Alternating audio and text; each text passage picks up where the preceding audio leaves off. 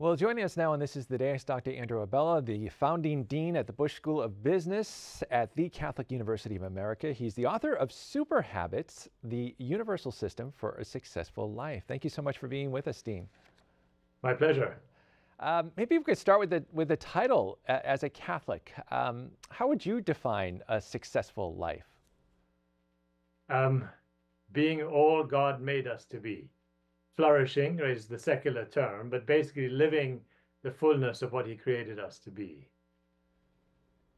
And getting into the book, the Superhabits in the book are actually virtues. And you say that the concept is nothing new because St. Thomas Aquinas wrote about them in his treatise on the virtues. And maybe if you could talk about incorporating his work into the book.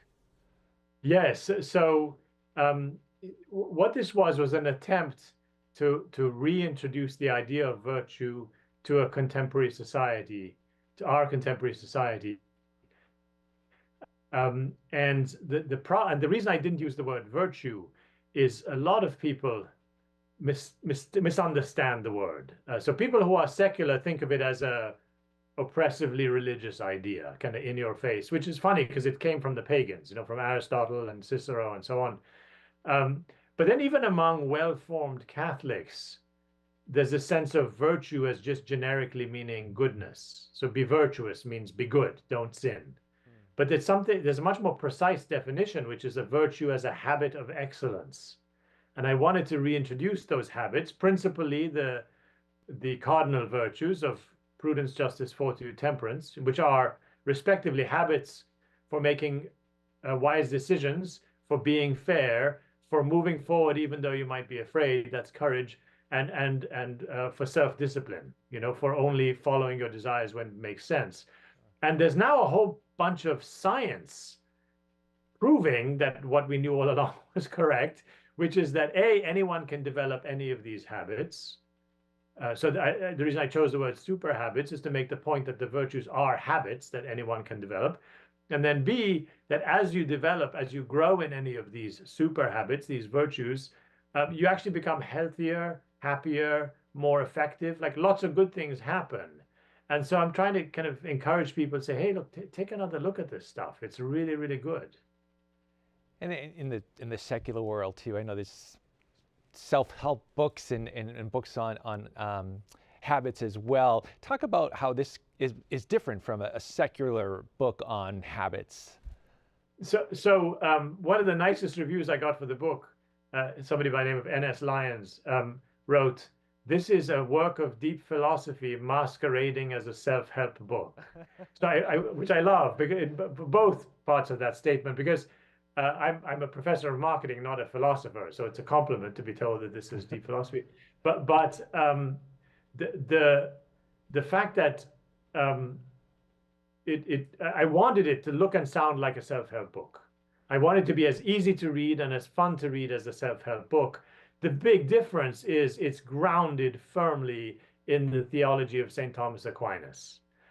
Not in an explicit way. I mean, it is explicit in the sense that it's all there are a whole bunch of endnotes that you can see and all the citations to the Summa and so on. But you could give this to a relative who had fallen away from the church and they could read it right through and not get stuck anywhere, Yeah. But if you wanted to go and look at the endnotes, you would see that this is, I say, firmly grounded in the tradition. And so the big difference is you can read a self-help book, go, this is all very nice and fun to read, but is it true?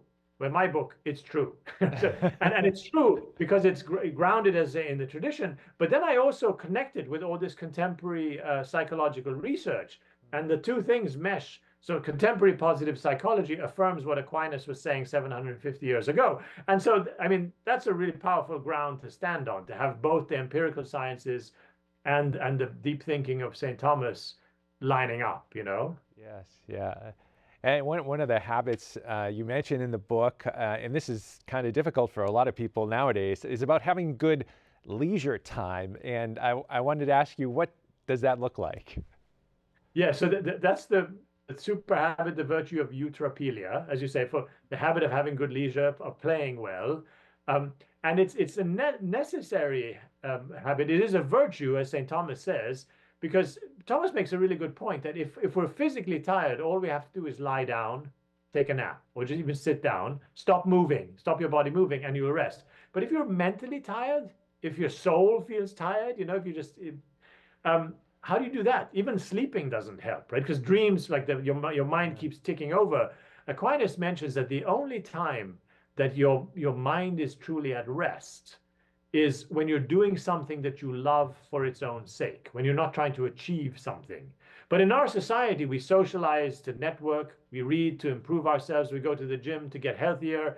When do we do something just for the love of it, just for the fun of it? Whether it's play a game, read a book, watch a movie, go for a walk, and it's actually a really important part of life, because otherwise your mind will never rest. Yeah. That was very good advice, and some great other advice in this book as well. We're unfortunately out of time, but please let people know where they can get a copy of the book. So directly from the publisher, sophiapress.com. sophiainstitute.com. It's on Amazon and Barnes & Noble and wherever books are sold.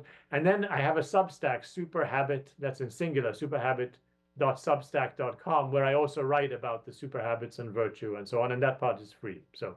Oh, great. Superhabits, the universal system for a successful life. Dean Abela, thank you so much for being with us. We appreciate it. My pleasure.